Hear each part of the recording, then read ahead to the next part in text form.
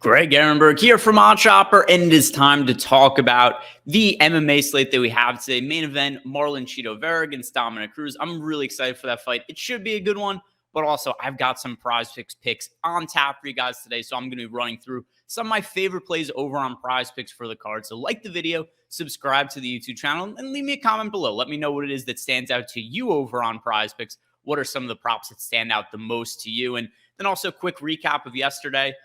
One thing that was kind of annoying, Ariane Lipski, I had the over for her significant strikes. That fight ended up getting scrapped. It got moved back to this week. So I'm about to give out that same exact play this week that I had last week. Other than that, Jamal Hill under 106.5 fantasy points. That went pretty easily. Hill was fairly terrible from a fantasy perspective. And then Juliana Miller over 63.5 significant strikes. That one lost, but also kind of annoying from the standpoint of she dominated the post. She dominated the fight from pillar to post, just really beat up on our opponent, ended up winning the Ultimate Fighter. But just because so many of her strikes were ground strikes, they weren't counted as significant strikes by fight metric. But I think Brogan Walker, who was finished by ground and pound on the other side, might disagree that those strikes weren't significant. So it was close, ended up not being a win. So 1-1 for me last week. Those were the results of last week's card, but these are the picks that I have for this slate. So to start us off, I'm looking at over 63.5 significant strikes for Ariane Lipski. If you guys watched my video last week, it's going to be all of the same talking points because not much has changed. She's the same exact matchup against Priscilla Cachoeira. Just they're fighting at a higher weight class because it's a catch weight after last week. There was some sort of medical issues with Lipski. We didn't really get any more details on it other than that. But as a result, they pushed the fight back to this week, and they're also fighting 10 pounds heavier. I don't really think it changed the dynamic of the fight too much. You know, maybe there's a narrative involved here that'll come into play, but who knows what it is. Is this good for Lipski? Is it bad for Lipski? Is it good for Cachoeira? Is it bad for Cachoeira? We're not going to know until after the fight actually takes place. For now, I just have to look at the metrics and take the fight kind of as is. And while Lipski isn't the highest output fighter traditionally, it just Cachoeira's defense is so bad. She doesn't move her head at all. She gets hit more than pretty much any fighter on the UFC roster. She absorbs 7.91 significant strikes per minute. She is ultra aggressive, constantly marches forward, doesn't move her head at all, which is really why all those strikes get absorbed by her, the aggression, the lack of defense. So I think her with her 45% striking defense and just the way that she pressures, I think it's going to force more volume out of Lipski than we typically see. So while we might look at her and say, all right, 3.33 significant strikes per minute, that's not all that high, which is true.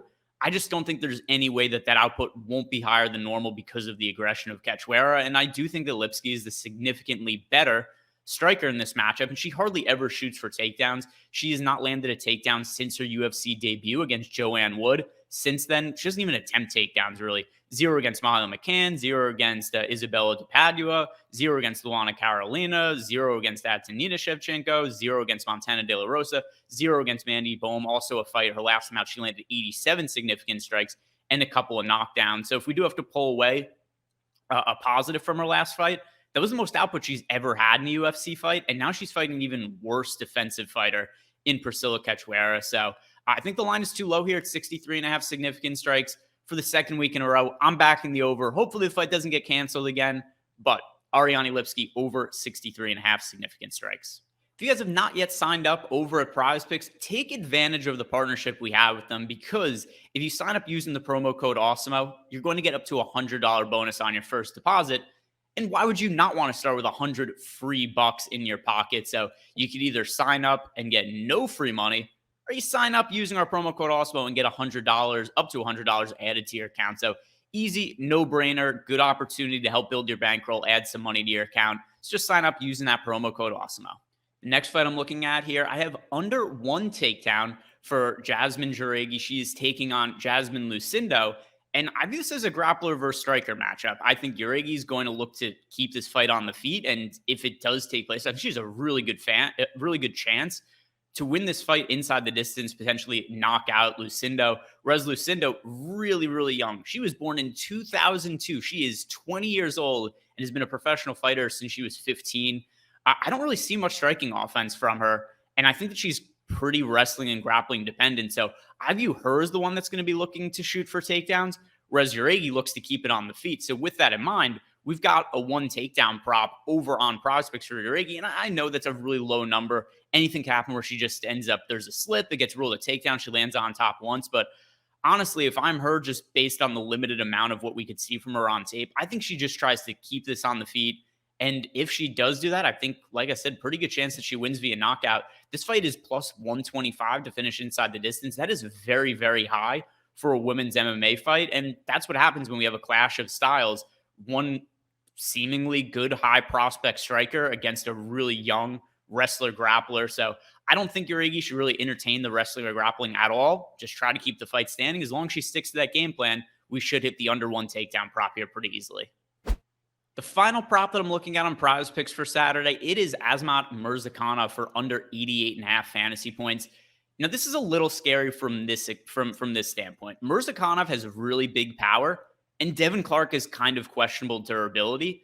But outside of an early knockout, I think we're hitting the under here because there is no output from the Murzakanov side. Even though he won by KO against Tefon Nchukwi in his last fight, I thought he looked awful. He only landed 28 significant strikes. Nchukwi fairly easily won the first and second rounds, and then he just got caught by a flying knee in the third round. Now, with that said, Murzakanov still would have hit the under 88.5 fantasy points in that fight because he only landed 28 significant strikes.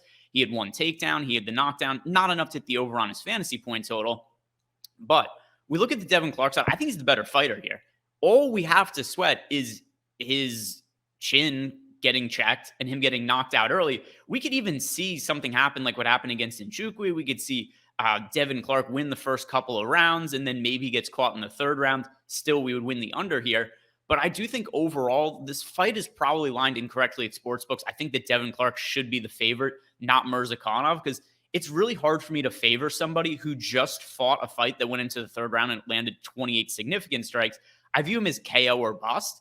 And you only have so many opportunities to knock somebody out when you're landing 28 significant strikes over the course of 15 minutes. So Devin Clark, I think he's going to look to wrestle very early in the fight. And if he's able to do that and land takedowns, I think he's probably going to tire out Murzakanov. And then also, it's a game plan that we have seen Devin Clark utilize multiple times over the course of his UFC career with success. His last fight, he was able to take down William Knight a couple of times, ended up knocking down also, ended up winning that fight by finish. We've seen him land takedowns against Alonzo Menafield. He landed 3 against Daquan Townsend. Fight against Darko Sosic, he landed a couple of takedowns and won that fight. So pretty clear game plan here for Devin Clark. Look to wrestle early, try to avoid the power of Murzakanov. And if he is able to do that, I think he should win the fight. And then we should also cash the under 88.5 fantasy points for Murzakanov. So to recap, my favorite props over on PrizePicks for this Saturday's card, I've got Ariane Lipski over 63.5 significant strikes, Yazmin Jauregui under 1 takedown, and then finally Murzakanov for under 88.5 fantasy points. Those are my favorite props. I just like to hear from you guys. Let me know in the comment section below. Is there anything I missed on? Do you disagree with me? Is there a prop you really like that I didn't talk about? Let me know below in the comment section. Also, when you're playing these at PrizePicks, there's a couple of different ways you could build out prop cards. If you pick these 3, we've got something called the flex play, where if you go 2 out of 3, you're going to make some money back. You get 1.25x your entry fee, but still, there's a little add bonus. If you go 3 out of 3, you're going to get 2.25x your entry fee. But if you are really confident that all 3 of these props are going to hit, we have the power play over at PrizePicks, where if they go 3 out of 3, you get 5x your entry fee. And also, don't forget, if you're signing up for the first time, use that promo code AWESOME. Get up to a $100 bonus on your first deposit. But that does it for me this week. If you haven't done it already, like the video and subscribe to the YouTube channel. Enjoy the card this weekend, and good luck, everybody.